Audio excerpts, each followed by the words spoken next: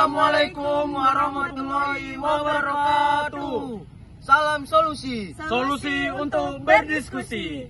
Perkenalkan, saya Rizkula Jaim Darwin Samarpaung. Saya Delia Erwanto. Saya Muhammad Sukri. Kami dari kelompok 6, kami akan mendiskusikan tentang Pancasila sebagai dasar pengembangan ilmu.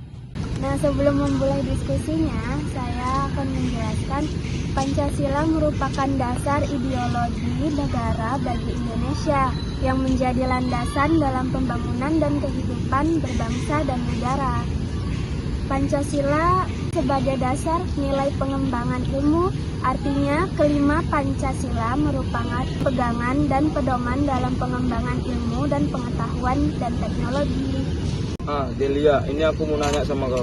Apa saja sih akibatnya jika pengembangan ilmu tidak sesuai dengan nilai Pancasila? Seperti yang kita tahu, Pancasila merupakan landasan dalam pengembangan ilmu.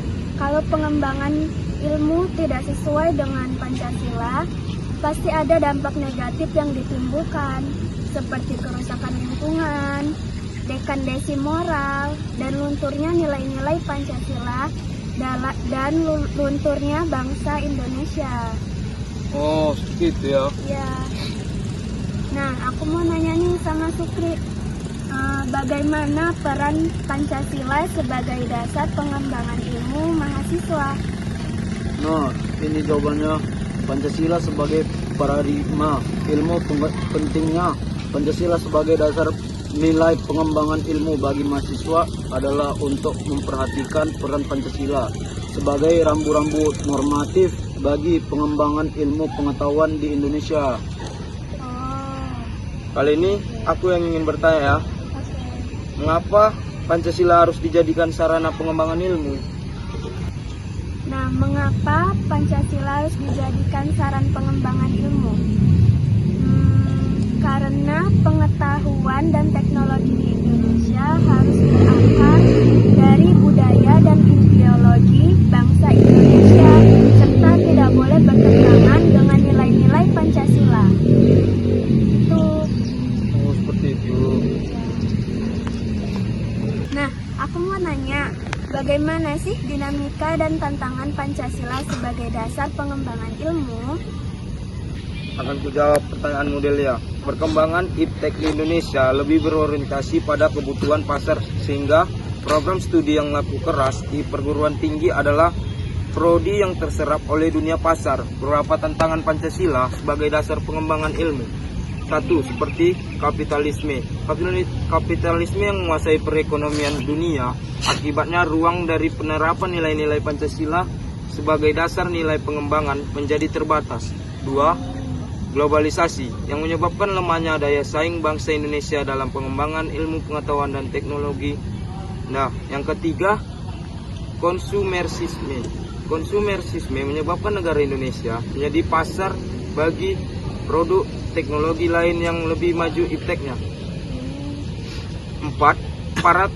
Pragmatisme. Pragmatisme yang berorientasi pada 3 ciri, yaitu kemampuan kerja, kepuasan, dan hasilnya mewarnai perilaku kehidupan sebagian besar masyarakat Indonesia. Ada yang mau ditambah? Sup, mana tahu kalau ada jawaban lain.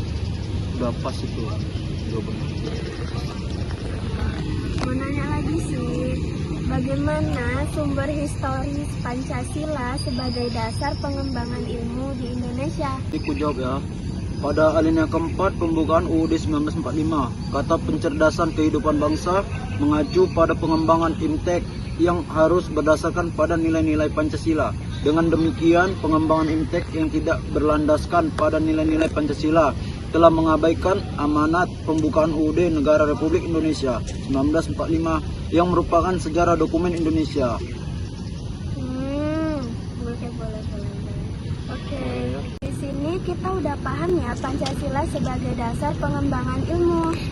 Apa sih kesimpulan yang bisa kita dapat dari diskusi kita ini? Setelah kita berdiskusi, saya dapat mengambil kesimpulan kita sebagai warga negara yang baik harus memahami dan juga berusaha mengamalkan nilai-nilai Pancasila dalam kehidupan sehari-hari. Apabila di era globalisasi ini, di mana banyak budaya yang masuk secara bebas di Indonesia, kemajuan iptek bagi suatu negara, tetapi alangkah baiknya lebih selektif dan disesuaikan dengan dasar Pancasila. Oke. Sekian diskusi. dari diskusi kami. Ada kesalahan, kami mohon maaf. Assalamualaikum warahmatullahi wabarakatuh.